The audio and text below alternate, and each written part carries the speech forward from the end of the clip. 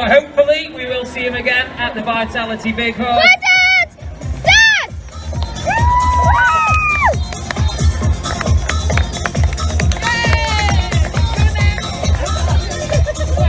So today was my last run before the marathon, so I just wanted to take a bit of time, I guess, to reflect back on the journey to get to this point.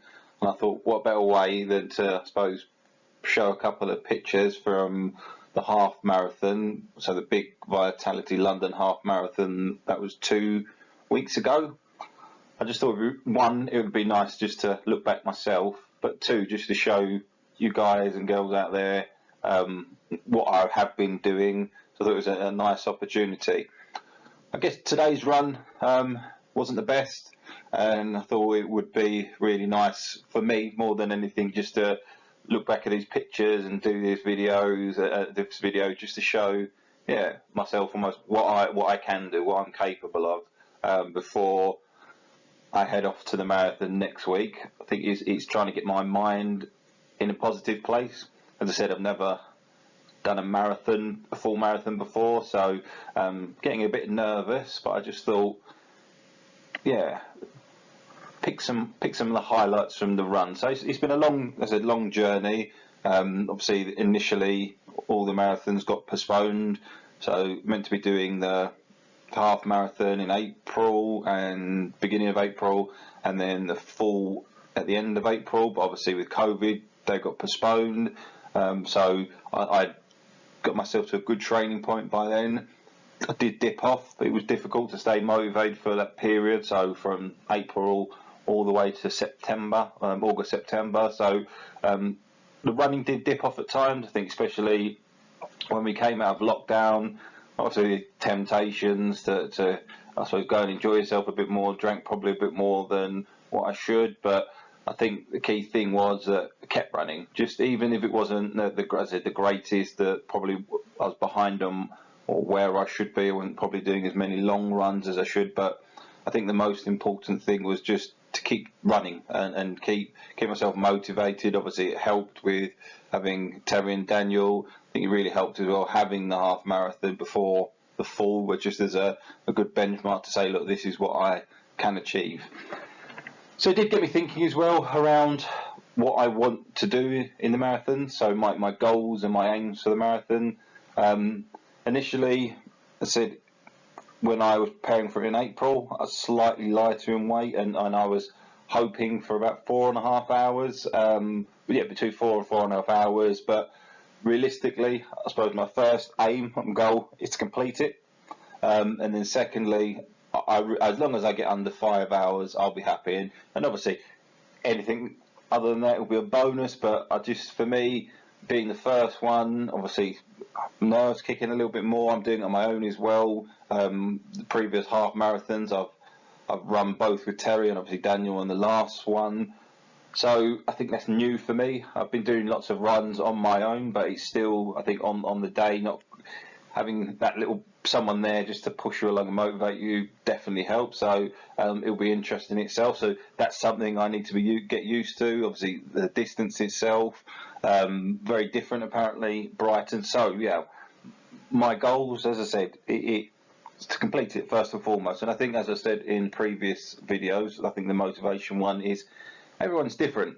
You'll get people, some of these elite athletes who are aiming to do it in 2 hours 15 to that sort of time. I know that maybe 2 hours 30 at most, and then you get the next sort of group of runners under 3 hours and 3:30. But as I said, I think I'm comfortable with where I'm at. Would I want to do better? Possibly, but as I said, maybe that's for something down the line, and maybe I'll do another marathon where I think, right, I know what to expect, and then put a bit more into my training. But I am really comfortable with my aim. So as I said, the first one is completing it, getting around, and that in itself for me will be an achievement. Say, right, I've done a marathon. As I said, and yes, I would like to do it under 5 hours, and I think that is definitely achievable. If I get, as I said, a lesser time than that, so if I'm lucky enough to get 4 hours 45, I'd be really chuffed with that. So I think, again, it's just being realistic about what your goals are, and the fact that I'm out there, or you guys are out there doing things, I think is the most important thing. I think as well, I suppose weights. I started probably doing a bit too much weight lifting in between start the first lockdown and the second lockdown. So I think I probably bulked up a little bit too much. But again, I'm happy, I'm comfortable. As I said, the most important thing to me is I'm out there, I'm doing something, I'm pushing myself to doing things I wouldn't have done previously. So yeah, so just talk about these pictures then. So this is obviously at the start of the half marathon. So just before we entered the start shoot. I think probably now I'm doing these YouTube videos, I'll probably try and record a bit more, whereas I just took a few pictures. I know Daniel and Terry and Daniel's family took some, but these are the ones I have, so I just thought I'd share them with you.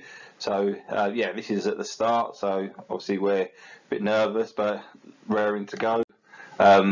A couple of action shots towards the end, so as you're coming down into Greenwich, the Cutty site where the half marathon ends, so it's really nice there's so many people there, which is great. That push, that drive you get from people just shouting and really, do you know what I mean?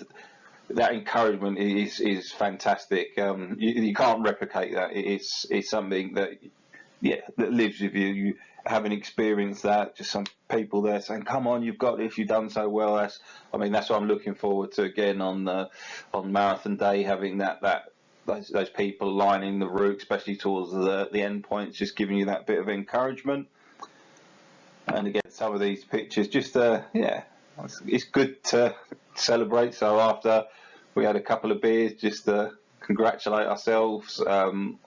A job well done. The people, families were there as well, which is always lovely for people to come out and support you. So yeah, it was just a really, really lovely day, and I hope to replicate that in Brighton. So again, for me, it's that thing where I said you do this for personal reasons, but it's always lovely to have people there and showing their appreciation and just congratulations. So again, it was just a lovely day, and this is what gives me then my drive for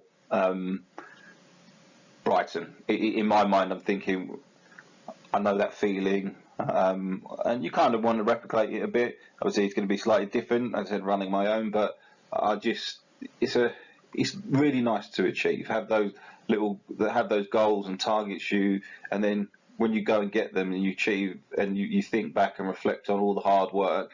And as I said, and this is probably why I thought I'd do this little video, for me, just to look at these pictures and get that sense of achievement and pride, and think, right, that's what I'm going to take in for this week. The positivity I'm going to take into this week, make sure I get myself into a really good mindset. So when I am running, as I said, when I get to the sort of 20-mile plus marks, that I just keep going, just one foot in front of the other. So I read a book, 21 Yaks and a Pair of Speedos, by a gentleman called Lewis Pugh, and he, I believe, is the first person to long distance swim in every ocean in the world.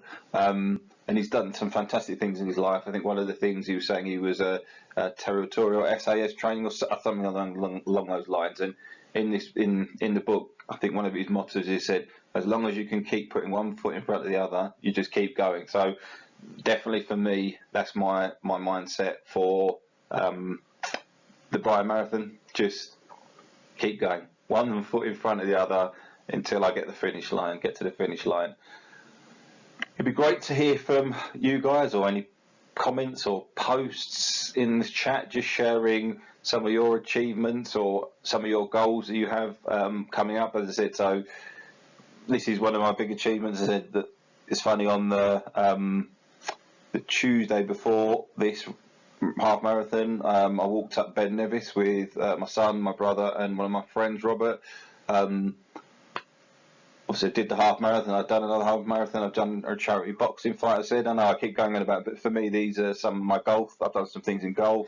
So in terms of health and fitness, these are some of my achievements, and my goal, imminent goal, is the marathon. So I said, yeah, it'd be really nice to hear from you guys to say, what have you achieved, and then what are your goals in the coming weeks, months, or years? And I think for me, as I said, one of those things, when you start sharing what your targets and your goals are, it really it holds you to account to a degree, because you've put it out there. And I think that was one of the things, as I said, with the ultimate dad transformation as well. I think that was one of the key things to it, because you did it as a collective. You didn't know these people, but you'd post pictures of your food, of your body transformation, but it was always done in a positive way. It was about positive body reinforcement, as we were all going through the same thing, losing weight, but you still had that accountability, because you post that, and you post your weight. So your weight at the beginning of the week, your weight at the end of the week,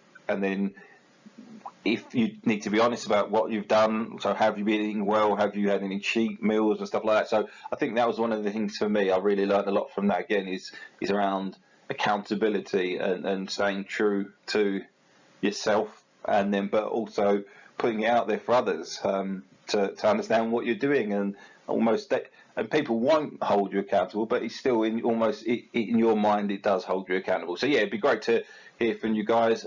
Thanks again for listening, and yeah, if you like the videos, please like, and it'd be great to get people subscribing to see if this is the sort of thing people like hearing and seeing about.